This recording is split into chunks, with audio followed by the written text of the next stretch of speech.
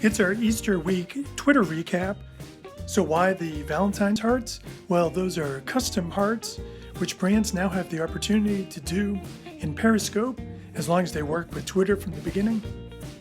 Twitter jumps on the bot bandwagon with its @support account, which will now handle some of your inquiries with an automatic response instead of one by a human.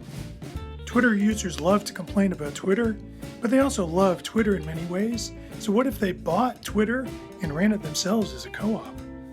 One group's trying to do that. Want to authenticate your Twitter account, but use something other than Twitter? Well, Twitter now supports Google's Authenticator and other third-party apps. Did you know Twitter has an unlike button? Well, if you click on the More to give you options for sharing, there's an option called I don't like this tweet, which informs the algorithm that you don't, well, like that tweet. Tired of spoilers or hearing from a politician you don't like?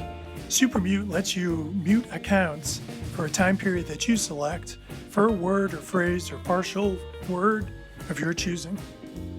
@RVA Wonk had a great tweet storm on how to spot a Twitter bot. One of the things to look for is the bot gets stuck at 5,001 people that it's following. Bot or not, before you hit retweet, check out the replies to see if that tweet is for real or not. Two lovebirds who are definitely not bots met on Twitter. Their relationship developed over Twitter, so of course they had a lovely Twitter-themed wedding. A more troubling relationship is that between Twitter and Trump. Last time we talked about Twitter opposing the president on privacy grounds. In Japan, though, Twitter is using the president's image as a way to promote Twitter as a service for keeping up with real-time news.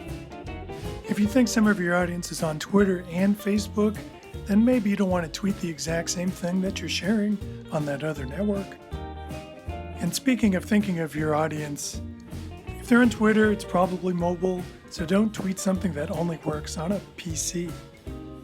And in a week where April the Giraffe grabbed many of the headlines, I'm going to stick my neck out and make Sue the T-Rex my handle of the week.